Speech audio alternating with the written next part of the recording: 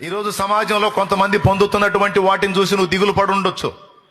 వాళ్ళకున్న లైఫ్ నాకు లేదు, వాళ్ళకున్న జీవితం నాకు లేదు, వాళ్ళు పొందుతున్న ఆనందాలు నేను పొందట్లేదు, అయ్యో నా బ్రతికేంది ఇలా అయిపోయిందని కొంతమంది కొన్ని పరిస్థితులను ఇతరులను చూసుకొని పోల్చుకొని బాధపడి దుఃఖపడి దిగులు పడే వాళ్ళు ఉన్నా.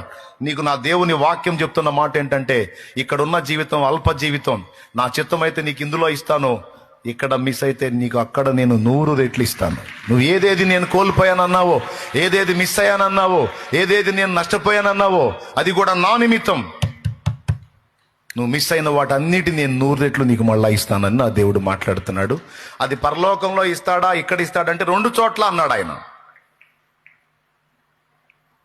ఒకవేళ ఇక్కడ ఇవ్వలేదనుకో, పరలోకంలో 1000 రెట్లు ఇస్తాడు. కాదని ఎవరు చెప్పగలరు? ఎందుకంటే మనది ఇక్కడ పర్మనెంట్ లైఫ్ కాదు కదా, టెంపరరీ లైఫ్. ఒక రోజు వస్తుంది, ఆ శాశ్వత జీవంలోనికి ప్రవేశిస్తాం.